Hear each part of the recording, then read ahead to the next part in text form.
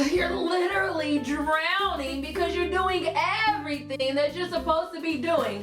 I mean, you're teaching whole group and you're implementing all of the techniques that you were taught in professional development. You're doing all of the open-ended questions. You're using all of the close reading techniques, but it's still not enough. And on top of teaching whole group instruction, you also are teaching small group instruction. You're doing the guided practice, you're implementing decodable and comprehension strategies, but it's still not enough. And now here you are in the middle of instruction and that dreaded moment happens. You know that moment where you look down, you ask a child to read, and they sound like this. The first thing we need to do is split. And now, on top of all your whole group instruction strategies, your small group instruction strategies, you now have to add something else to your plate. And you now have to figure out how to improve reading fluency.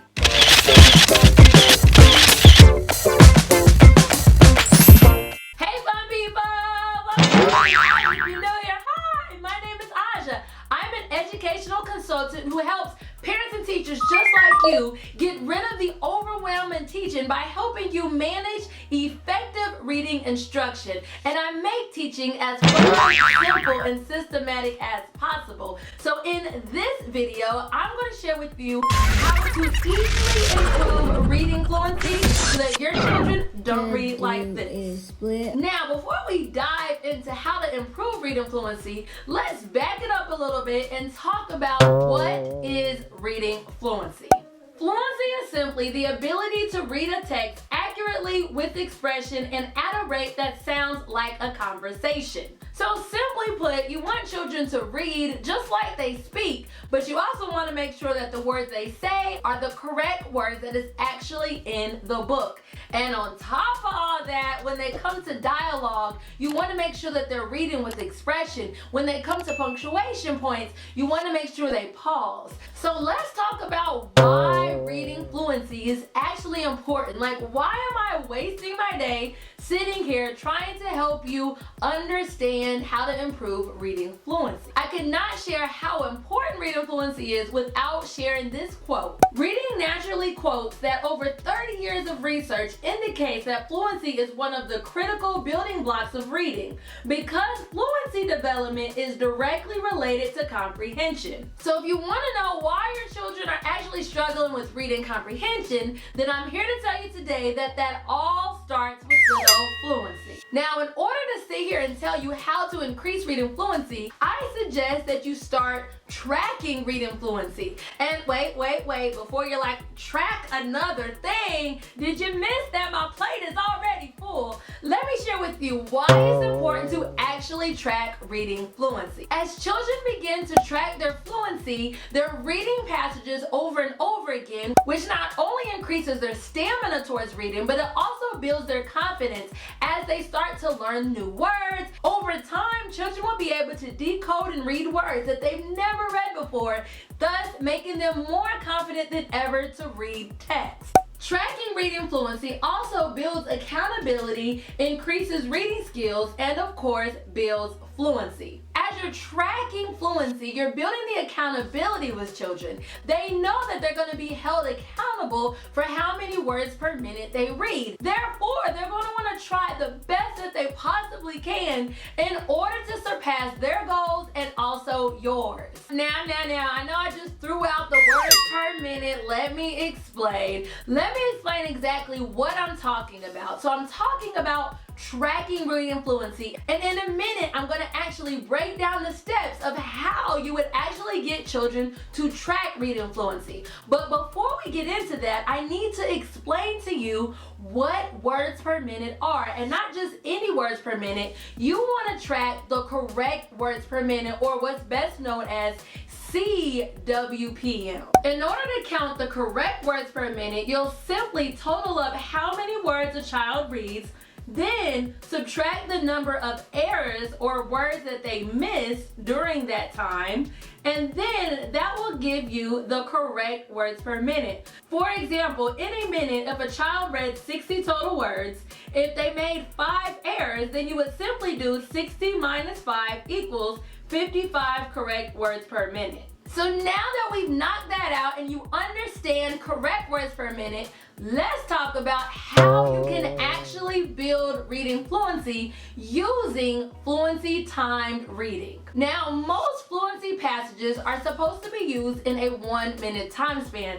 However, you might be using one that states for children to read up to 3 minutes. Now, I suggest you have children read for 1 minute because this way you can use that same math problem, the total words read minus the errors gives you the correct words per minute, and you don't have to do any complicated math. However, you might be using a leveled passage that makes you do 3 minutes. And if that's the case, then you would simply get the children to calculate how many total words they read in 3 minutes, subtract the number of errors, and then divide that number by 3.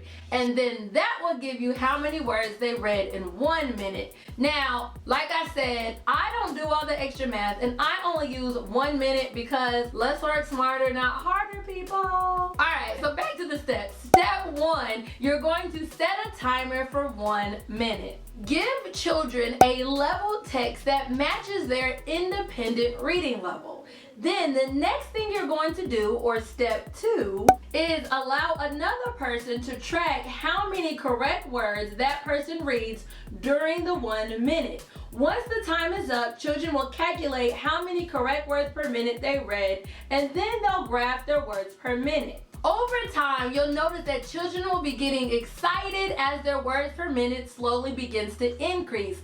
Children absolutely love growth. They love their growth just as much as we do. So you'll continue to do this week by week. Now, if you are in my Teaching by Design program, I actually broke this down and I showed you how to use my Fluency reading technique where I break all of this down and we go over step by step what this looks like in a 6-week period. So definitely go back into your portal and check out the step-by-step tutorial because I even do a model lesson in there. Now let's talk about expectations and how many words per minute they're expected to read in 1 minute. Now, children under 1st grade aren't recommended to do reading fluency simply because they are just now learning how to decode words. But for grades 1 through 5, this is a simple research-based chart that just gives you a range of where children should be in the fall, the winter, and the spring. So definitely go back, rewind this a little bit,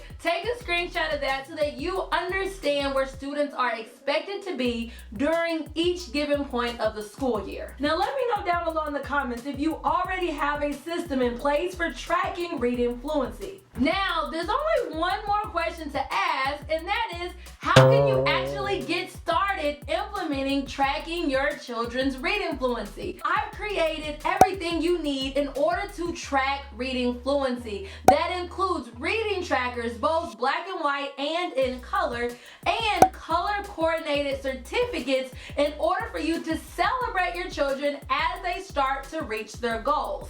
The great thing about this tracking sheet is that not only will it help you with your data-driven instructions, but it also allows children to goal set. You know, reading fluency is just one of 5 really important reading pillars.